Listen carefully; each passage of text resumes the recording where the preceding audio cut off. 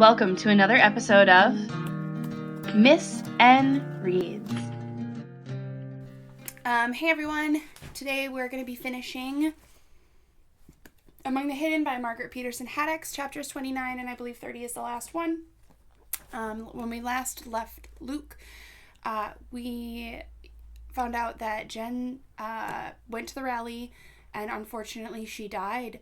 But we also found out a big shocker that her dad is not only a member of the government, but he works for the population police.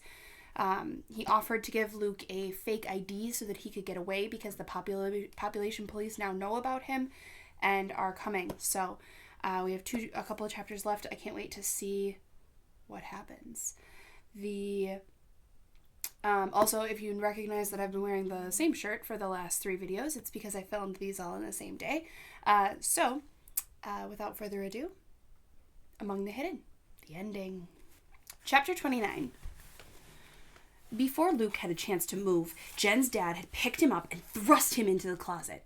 "There's a secret door at the back," he hissed. "Use it." Luke groped blindly, fighting through what felt like piles of hair. And behind him, he could hear Jen's dad yelling, I'm coming! That's a $12,000 door! If you break it down, you're gonna pay!" Then Luke heard the computer making its beep, beep, beep, beep, and Jen's dad muttering, "Fine time for them to discover efficiency. Come on, connect." The pounding at the door grew louder, and a gruff voice yelled out, "You have 3 seconds, George!" Luke dug deeper into the closet. He couldn't find the back wall, let alone any secret door.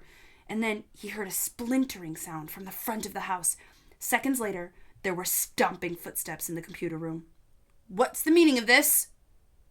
It was Jen's dad's voice coming from the hall, full of outrage. If he hadn't witnessed it himself, Luke would never have guessed that Jen's dad had been crying only moments before. He sounded too forceful, too assured, too confident that he was right and anyone who opposed him was wrong. The stomping stopped. From deep inside the closet, Luke heard someone snicker. "Haha, yes, very funny," Jen's father replied, not sounding the least bit amused. There was a sound that could have been a zipper being zipped. "Has it come to this? A man can't even go to the bathroom without his door being broken down by a bunch of morons with power complexes. And you will pay for that door, I assure you." If Luke had been one of the population police, Jen's dad would have scared him to pieces. Luke would have backed out muttering, I'm sorry, and never would have believed that Jen's dad was hiding a 3rd child. Hopefully, Luke paused in his burrowing into the Tabbit's closet. But the voice that answered Jen's father carried only the slightest edge of doubt. "Come off it, George. You know we're entitled to search and seizure. We have reports of that computer being used for illegal purposes just a half an hour ago." "You're even bigger fools than I thought," Jen's dad answered. "Don't any of you read your memos? I reported to Central Command this morning that I was going to continue my sting operation in the illegal chat rooms. See, I wrote, 'Where's Jen?' and 'Hello, is anybody there?' which is what some lost, confused 3rd child who missed the rally might write. Are you so low-ranking that you don't know I was pretending to be the guerrilla leader Jen all along? Did you miss the condemnation ceremony where I was rewarded for the disposal of 40 illegals?" Luke wondered that Jen's dad could say her name without his voice giving him away. If Luke didn't know Jen, hadn't known her, he corrected himself with a wince. If he didn't know how much she'd trusted her father, he would have been certain that Jen's father had double-crossed her. As it was, his head swam with the fear that Jen's father still might betray him. How could he trust anyone who spoke so coldly of the disposal of 3rd children? Luke struggled on through the closet, reaching a stack of blankets at the back. Finally, he touched the wall, but everything he felt was smooth. Jen's father said there was a door. There had to be a door. The voices from outside the closet were muffled now. "See the memo? I'm sure it's on your desk back at the office with all the paperwork you never read." Jen's dad raised his voice so Luke could hear him clearly. "Or can you even read?" The population police officer ignored the insult. "Show us on the computer." "Very well." Luke prayed that Jen's dad had something to show them. He could not find the door, though he ran his fingers along the wall again and again. His heart was beating so loudly, he was sure that the population police could hear him. All he could hear of the population police and Jen's father were mutterings. Then the one officer's voice rang out. "You're lying, George. We're going to search." "Just because of a computer malfunction? Fine, it's not my problem." Luke was stunned by the indifference in Jen's father's voice. "But when you don't find anything, and you won't, you know I'm entitled to the illegal search and seizure benefits granted to barons, and I will press charges. Should I use the extra money on caviar or champagne?" "Aw, George, you wouldn't really sue." "You don't think so? Go ahead. Start here." Suddenly, the closet was flooded with light. Luke stifled a gasp.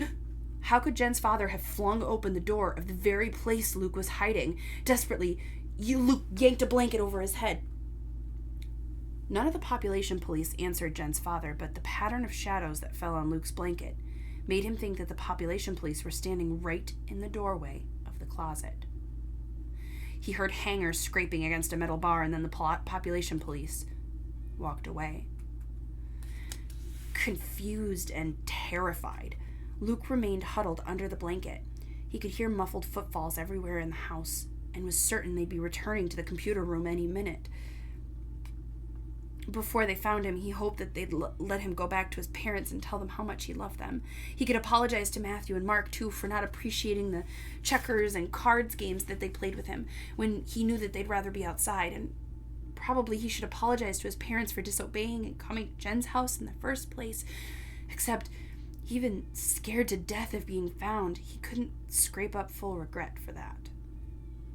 Anyhow, it wasn't likely that they'd let him see his parents before they threw him in jail. He'd have to protect his parents, and refuse to even reveal who they were. Luke's mind was still racing with frantic plans when he heard someone coming back to the computer room. There was only one set of footsteps, so he dared to hope. "You could have swept up the glass on your way out." It was Jen's dad. Luke strained to hear an answer, but none came. Were the population police gone? Luke kept his head down. He heard Jen's dad wading into the closet. Then he pulled the blanket off of Luke and clamped his hand over Luke's mouth. Luke started to struggle until he read the words on the paper that Jen's dad held in front of his face. "They're gone. You're safe, but don't talk." Luke relaxed and nodded to show that he would obey. Jen's dad released him, flipped the paper over, and began writing furiously. "House bugged now." When something is bugged, remember that can mean, it doesn't literally mean bugs. It means that they've placed little, probably audio recording devices throughout the house so they can listen in on what's being said in the house. And by they, I mean the population police. So now the population police can hear everything that's going on in the Tabbitt family home. Luke gave Jen's dad a puzzled look. He started to say, but then remembered and stopped. He took the pen from Jen's dad and wrote, "Bugged? Ants? Roaches?" Jen's dad shook his head frantically. "Bugs equal little listening devices. Population police hear everything. That's why I can't talk. They do that when a bust is unsuccessful. Even left one bug on me." Jen's dad turned around and pointed, and Luke saw a small disc sticking to the back of his collar. Luke frowned and wrote on the paper, "Why not take off?" Jen's dad shook his head. "Safer this way. Long as they think they hear everything, they won't come back." Jen's dad pointed to the hairy lumps on the hangers behind him. "Bribe them with fur coats. Very rare, very valuable." Luke looked at the coats. There did seem to be a lot fewer of them now. Were they animal skins? Why would anyone want such a thing? He couldn't ask, though, because Jen's dad was already scribbling more. "Just bought time. My goose is probably cooked now. I didn't file that memo. They'll find out." Luke reached for the pen. "What will they do to you?" Jen's dad shook his head. "Don't know," he wrote. "I've survived this kind of thing before, but everything's chancy now. The fact that they got here so fast equals they have it in for me."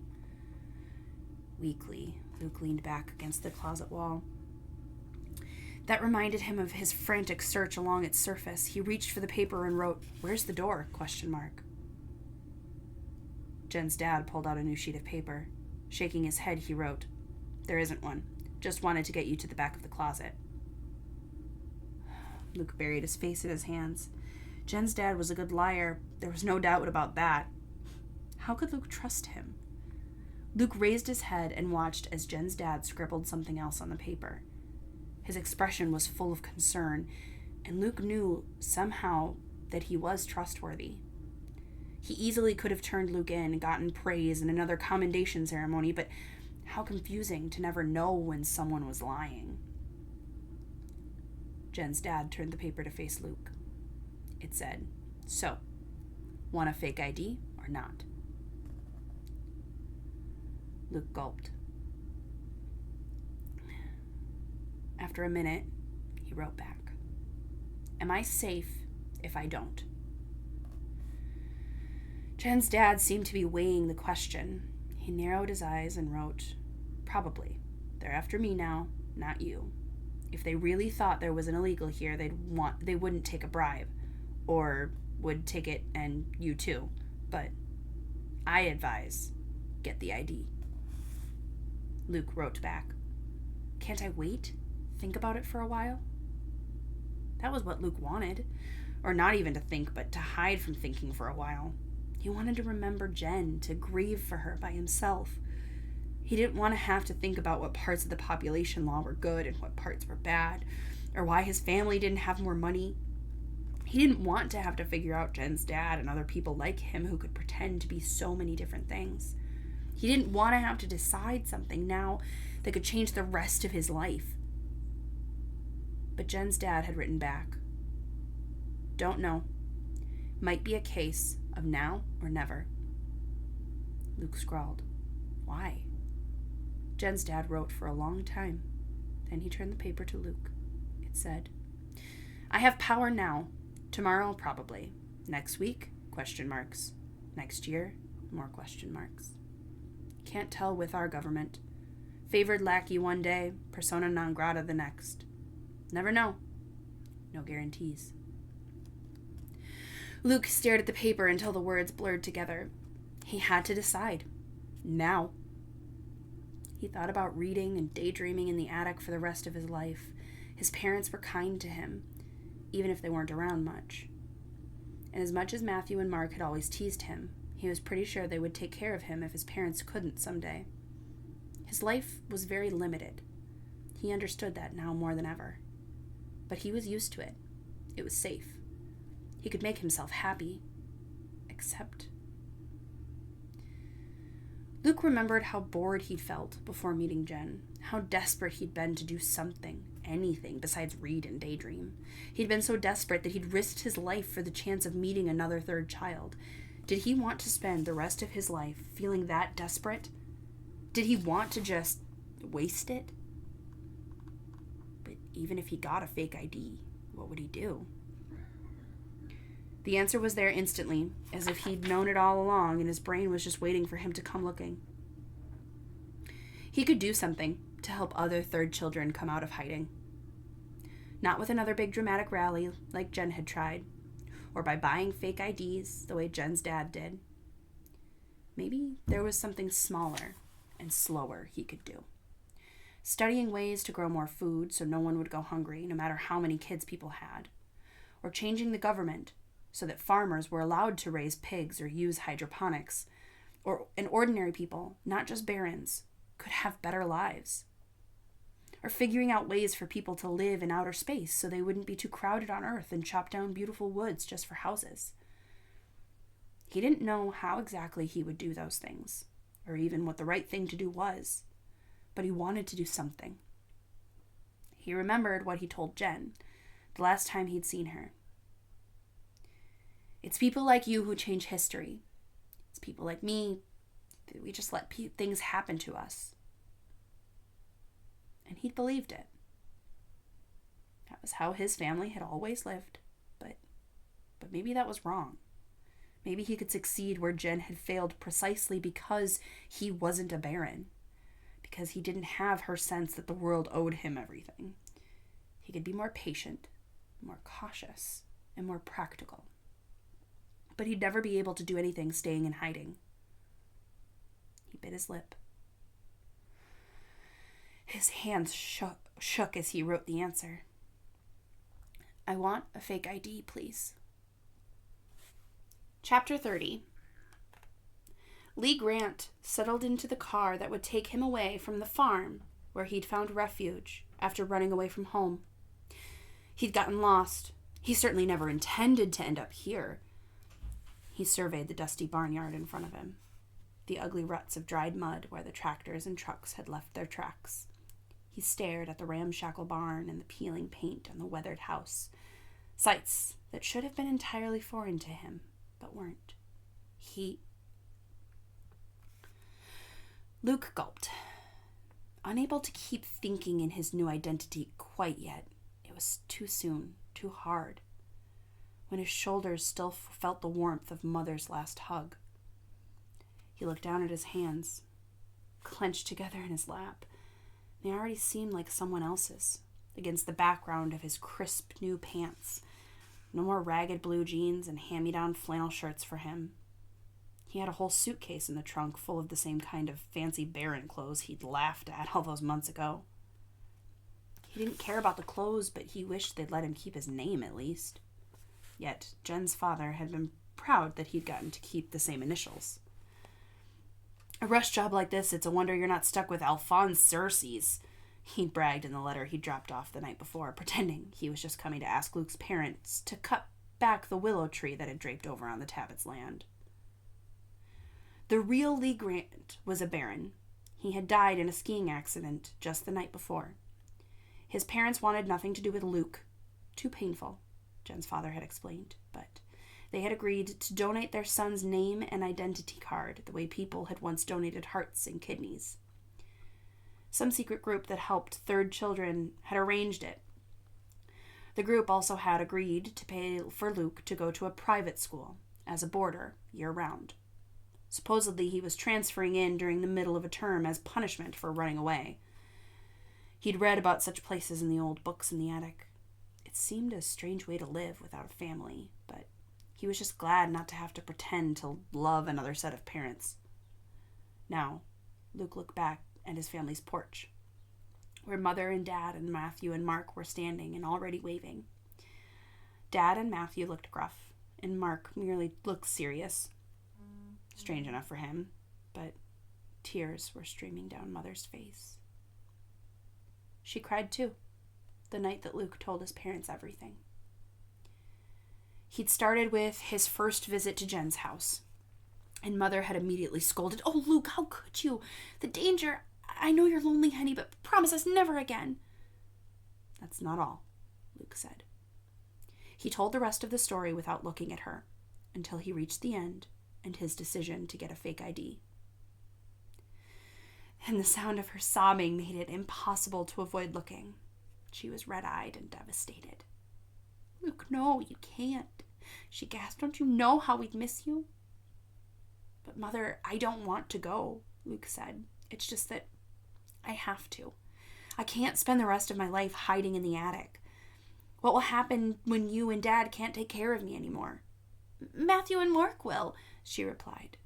"But I don't want to be a burden on them. I want to do something with my life. Figure out ways to help other third kids, make..." All the things he'd thought of sounded too childish to explain in the face of his mother sobbing. So he finished weakly, "Make a difference in the world?" "I'm not saying you can never do that," she answered, "but that's years away. We'll figure out some way to get a fake ID for you when you're grown up somehow." She turned to Luke's father. "Tell him, Harlan." Dad sighed heavily. "The boy's right. He needs to go now if he can." Luke could tell his father's words came out painfully, but they still stabbed at him. Maybe part of him had been secretly hoping his parents would forbid him to go, would lock him in the attic and keep him as their little boy forever. I've checked around some. Quite like to see if anyone's heard of a third child getting to live a normal life around here." "They can't," Dad added. "Far as I can tell, he's not going to get another chance." Luke turned back to his mother, because it was too hard to look at Dad while he was saying that, but The pain twisting his mother's face was worse. "Then I guess we don't have a choice," she murmured. That had been 2 days ago, and ever since then, she'd called in sick to work and stayed home, spending every second with Luke. They'd played board games and cards, but she'd interrupted every move with, "Do you remember?" or "I remember." The coups he'd made as a baby, his first steps, his delight in discovering dirt in the spring. The first time he'd hoed a straight row, the zucchini he'd grown as long as his arm, the bedtime stories, and the tuck-ins. She was filling him up with memories, he knew, for the times when he'd have no one to talk to about his childhood, but it was hard to listen to. He wished they could just move their Monopoly pieces and pretend the time wasn't ticking away.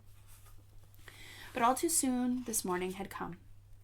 Jen's dad had pulled up in his fancy car and sprang out to shake hands with Luke's parents. "Mr. Garner, Mrs. Garner, thank you very much for reporting this boy's arrival immediately. From what I hear, the Grants are worried sick." He turned to Luke. "Young man, what you did was irresponsible and reckless. The only smart thing you did was remember to take your ID card. I guess you must have heard that the population police shoot first and ask questions later." He clapped Luke on the back and slid his hand down to slip something into Luke's pocket. Luke reached down to touch the stiff edge of his ID card. His ID card. "Do we have to start pretending already?" Luke's mother whispered, the tears beginning in her eyes. Jen's dad was shaking his head sternly and patting his chest, as if looking for something hidden in his pocket. He mouthed. When Luke's parents nodded to show that they understood, he stopped patting and pulled out an official-looking paper. Here they are, your travel papers. Your parents are sending you to Haddix School for Boys, and if you don't shape up..." Jen's dad gave him a stern look that somehow also conveyed sympathy. Mother cleared her throat. "Would it be all right if we gave him a goodbye hug? We've gotten kind of fond of him in the time he's been here." Jen's father nodded, and then both Luke's parents held him tight and released him. "Be a good boy now, you hear?" Mother said. Luke could tell she was trying to make it jokey, the way she might talk to some other mother's runaway son, but for the life of him, he couldn't come back with a joking response. He only nodded, blinking hard. And then he stumbled into the car and tried to be Lee. Jen's dad circled the car and slid in on the driver's side. He started the car and pulled out. "You're just lucky you're getting such a highly paid chauffeur," he said. "If I weren't a personal friend of your father's cousin." Luke wasn't sure if there was a hidden message in the words or if Jen's dad was just talking for the sake of the bug. He decided he couldn't analyze it yet. He peered back at his frantically waving family until they were out of sight.